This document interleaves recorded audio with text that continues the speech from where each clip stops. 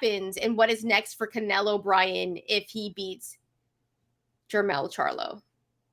Jermall Charlo, perhaps next. You know what I mean?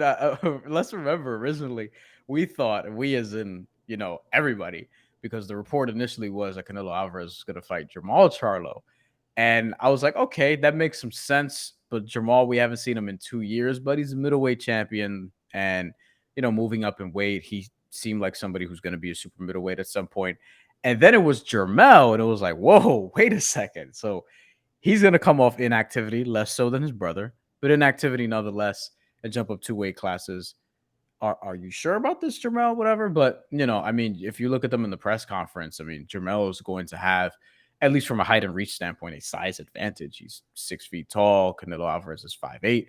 Canelo Alvarez is a 70 and a half inch reach. Jermell Charlo, 73-inch reach. We'll see how he handles the weight difference. But look, I think if Canelo wins this fight, then, there's going to be a lot of possibilities there. He's still probably the biggest star in the sport on a global scale. And I hope that the Dimitri Bivol rematch is not something we're going to see. We haven't seen Bivol in a while. Hopefully he gets a fight soon. Would like to see him again. But I think Canelo Alvarez, if he wins this fight, then, pound for pound, he's going to stay in the top 5. He'll go up, wherever you have him now, whether it's 4, 5, 6, 3, he's going to go up from that, beating another pound for pound guy. Jermell Charlo is going to fall off from that, and we'll see what happens in his new weight. I don't think, I don't know about you, Shantelle, but I'm not really buying the Canelo Alvarez, Terrence Crawford sort of super fight. I think Terrence Crawford's crazy enough to do it, but that's one of these things that seems a little too far-fetched for me. But I just think that Canelo Alvarez, maybe he fights Jermall, maybe he fights David Benavidez, which is what I really want to see next year. And I just think it's going to be another big fight next May for Canelo Alvarez if he wins this fight. Yeah, it's one of those things where Canelo signed a 3-fight deal with PBC. So, he's going to fight Mel, then he's going to fight Jermall, and, probably David Benavidez. Like, let's be real here. I think that's kind of the path for Canelo.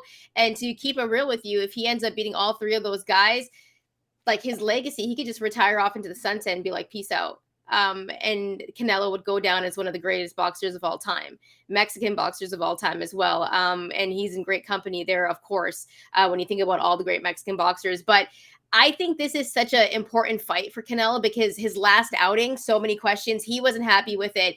And I think if he gets a stoppage against Jermell, that's massive, right? Because he's an undisputed champion coming into this one. Then when we talk about the pound for pound list and you look at how many fights Canelo has, of course, Bud is number 1, in a way number 2. You can switch them if you want. But he would have to be top 3 then. Like, if you're going to take out an undisputed champion, who are you going to have at number 3? Like, are you having Usyk there? Are you having Tyson Fury there? Like, who's fighting Francis Ngannou? Like, it's so hard to keep Canelo off that list because for so long, he's been the face of boxing. He still is. Like, the numbers that he gets, people buy his pay-per-views. People still care. Canelo is a guy that brings in even casual viewers. So he's still that dude. And if he beats Jermell Charlo, I mean, his legacy just gets even better than it was. And everyone, stops saying, well, he's ducking this guy. Because that's also been the knock against Canelo, right? Some people think he's been a little bit choosy with his opponents. But I think this would be absolutely massive for Canelo because it would stop a little bit of the haters and the doubters. I think some people would shut up.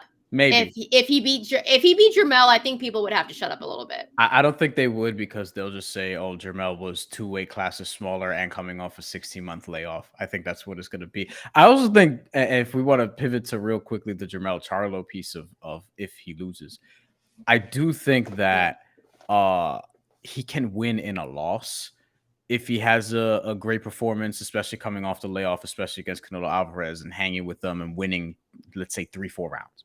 Mm-hmm. I think that's something that if he's going to sort of come out looking better despite losing, I think he has the ability to do that, 1, but 2, I think he has to push Canelo a little bit. And it'll be interesting because typically guys off a 16-month layoff or off a layoff in general, you don't expect them to get off to fast starts. Canelo Yeah. Alvarez is not always the fastest starter, though. Like there have been fights where he's given up some rounds in the beginning and then sort of pick guys apart later on. He also fades later in the rounds. And that's the other thing too. It's like, is Jermell Charlo going to start off slow because of the long layoff and then sort of find his footing as the fight goes and end strong? John Ryder ended the fight strong against Canelo Alvarez and won a couple of rounds, according to two judges and myself. I gave John Ryder 2 rounds in that fight, both of them late. Yeah, and I mean, his eye was messed up. Like, Canelo did damage, but everyone was like, we were looking for the stoppage because it's John Ryder, but he stuck it in. I think if Jermell loses, but he has like a really good outing in the ring, like say, you know, he wins a few rounds, maybe even hurts Canelo because he's a power puncher, right? Yeah. Like, listen, he's got a nasty right hand, and I think his left hook is better than his right hand. And so that's when we get into the betting portion, which, by the way, we are going to get into the betting portion. We're going to break down the fight even more. But I think if Jermell fights really well against Canelo, say if it's closer than people think, would you want a rematch for this fight? Because who knows when Maul's going to fight? Yes. Would that be in Canelo's best interest to do that? If he escapes with the win and it's close, I don't know. Monetarily, it could be. I don't think Canelo would do the rematch if it was really close. I don't think he would. But I think if it was, I think fans would want it. 100% we would want it. But